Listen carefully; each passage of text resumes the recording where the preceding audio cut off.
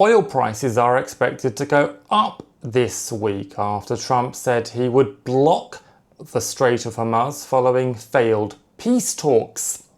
It feels like the most Trump tactic ever. Iran says we're closing the strait. Trump says we'll close it harder. Okay. No ships will be able to enter or leave the oil passageway, and Trump said that any vessel paying Iran's toll to get through would be intercepted. Iran had been unaffected by the closed strait so far. They were exporting their own oil at normal prices, maybe even higher. But Trump's news isn't just bad news for Iran, it's bad news for everyone. Until now, the US had allowed Iranian oil to enter the world stage. US even made it easier for some buyers by relaxing sanctions on anyone willing to buy the oil. This was done to keep oil prices low. But now, a genuine blockade would cut off even more barrels of oil from the market. Bad news for countries like China. A genuine blockade would cut off even more barrels for China. 50% of China's oil exports via the sea pass through the strait. This won't make China happy, and Trump is hoping to make a visit to China soon. So the question is, why would Trump do this? Trump's blockade strategy might actually be a way, though, of getting China to pressure Iran.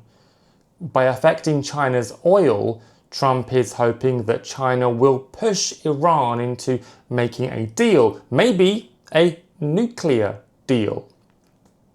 This method is also troop-free, allowing Trump to push back on the big rumours of sending troops to Karg Island. Bad news, though, for J.D. Vance, the vice president. This could have been his chance. Go to Pakistan, call peace, and still claim his title as the anti-war politician, rather than the anti-war politician who joined an administration that has engaged in the biggest US war in 20 years.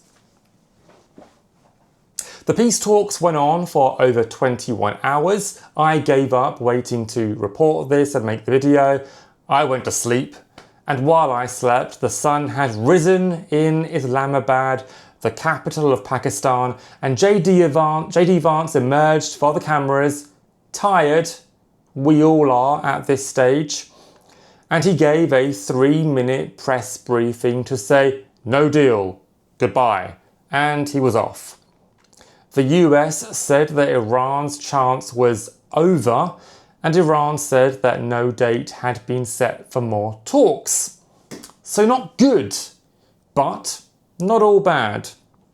There's still another 1 week left of this 2-week ceasefire, and J.D. Vance's warning of take my deal or go bye-bye might actually be a negotiation tactic. These sorts of warnings have worked before, after all. Oman, the big mediator originally with Iran and the US, they also called for extensions to the talks. And that's quite interesting because normally when a country comes out publicly and calls for an extension, that usually means they've spoken to Trump and Trump has said, yeah, I'm thinking about it. Just like Pakistan did, for example, 1 hour before Trump said bye-bye to Iran, or the threat of bye-bye to Iran. Am I trying to sound too positive? Maybe, because who wants big regional war? Not me, not you. Maybe some people do, but they should be questioning why they would want more war. But maybe I am being too positive and not realistic enough. Iran, after all, said they would continue to control the strait. And Iran even deployed special forces along its southern coastline.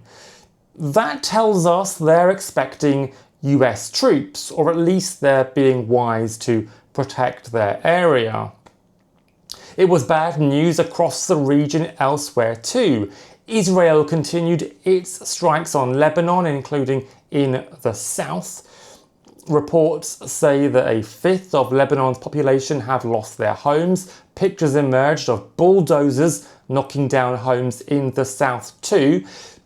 Not sure how legal that is, but then if Israel's claiming that as their new land, the buffer zone, then maybe it is legal.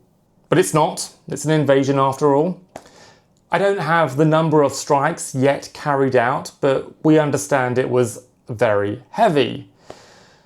Hezbollah also targeted a military vehicle in the West Bank with a drone. They also targeted northern Israel with multiple drones, and 2 rockets were launched from Lebanon towards northern Israel as well. There were also signs of frustration in Israel as they clashed with other countries, don't worry, diplomatically, regarding the handling of the war. We will need to save this for a different video because there's a lot to talk about, but things got very tense between Israel and other countries diplomatically. We'll start off very briefly and summarise with Israel and Turkey. Israel issued warnings to Turkey and accused it of treating the Kurdish people badly. Always a bit concerning when Israel accuses you of treating your people badly, because we all know what comes next. Liberation. Turkey's leader responded by saying that maybe it would need to invade Israel if things kept going at the current pace. This isn't even the first time he has said that.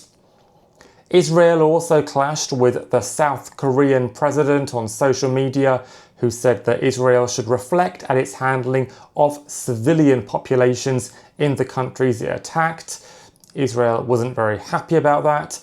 And there was social media beef from Israeli-linked government accounts regarding Spain and its protesting of the war. There were videos in which the Spanish burned an effigy of Israel's Prime Minister. Back to the region though, where the big wars are still ongoing, and Israel has told its military to be ready for possible escalation in Iran. I don't think this is a wild guess. I'm not being sensational, but energy markets are about to get much worse. The strait is closed still after 6 weeks, and there's no immediate sign of it reopening. In fact, Trump has now said it's even more closed than it was last week. That might be why Trump has announced that NATO will help clean out the strait. Well done, NATO, according to Trump. But NATO didn't issue a comment, and then the UK said, no, we're not. I think it's important to remind you that Trump has made these sorts of remarks before, and as I make this video, Monday is around the corner, which means that the markets are going to open soon, and Trump needs to make the traders feel a little bit more relaxed. Before the war started, the aims were simple. Iran must not have nuclear weapons, and stop funding your friends Iran. But now it has changed to mostly, please, please open that strait. For Iran, they'll be classing that as a victory. For now.